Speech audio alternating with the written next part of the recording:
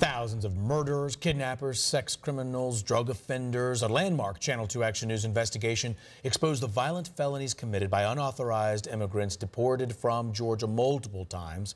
And last night, we showed you the staggering number of violent criminal deportees with multiple removals. Investigative reporter Aaron Diamond back on this. And Aaron, you took your research straight to lawmakers in D.C.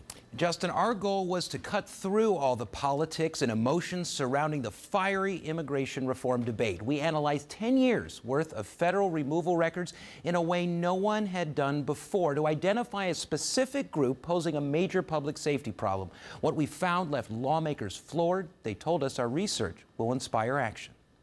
Her just goes like.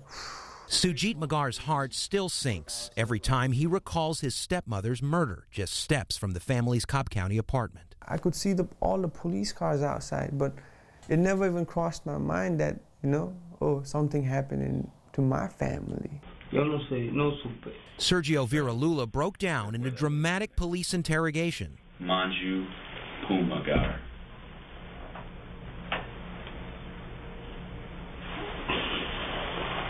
And just recently pleaded guilty to killing Manju Punmagar in 2013 at the end of a week-long violent crime spree.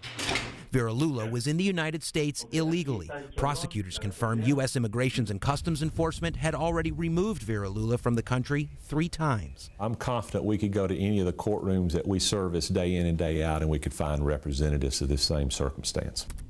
We spent months analyzing the most recent federal immigration data released under the Freedom of Information Act and found a staggering 64% of the aggravated felons the feds removed from the U.S. in fiscal year 2013 had at least one prior removal, including 281 convicted killers, 178 kidnappers, more than 1,100 sex criminals, and thousands convicted on drug charges.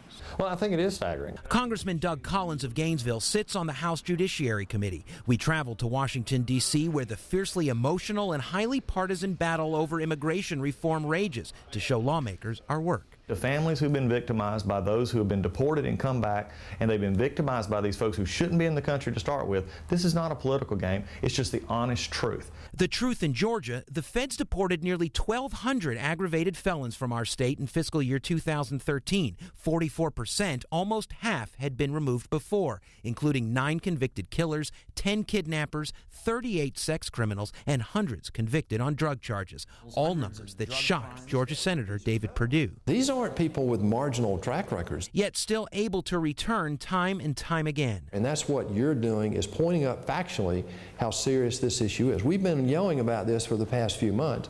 Perdue, who sits on the Senate's Judiciary Committee, told us our research should move the fiery debate forward. These statistics that you're exposing now creates energy back home that creates pressure on politicians.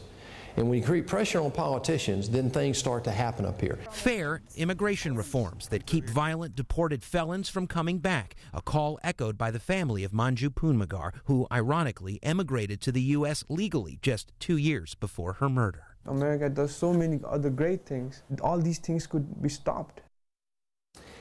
Now, we asked Immigration and Customs Enforcement leaders to weigh in on all this, but so far the agency again has turned down all of our requests for an interview. I guess because the issue has been politically polarizing and they're a government agency, so they want to stay out of it. Aaron, we know you've done so much work on this, but you're not done. No, we're not. We're still digging through this data, looking for other trends. For example, the destinations for deportees. We know from Georgia the top destinations are El Salvador, Honduras, Guatemala, and then Mexico. Now, we are also going to continue to track proposed policy changes and legislations and any role our research has in that process. And to be clear, this isn't about families and sort of deportation. This is about deporting convicted criminals. You heard David Perdue say it. These are not people with marginal track records. They have been convicted of aggravated felonies, sent back, and keep coming back. Aaron, thank you.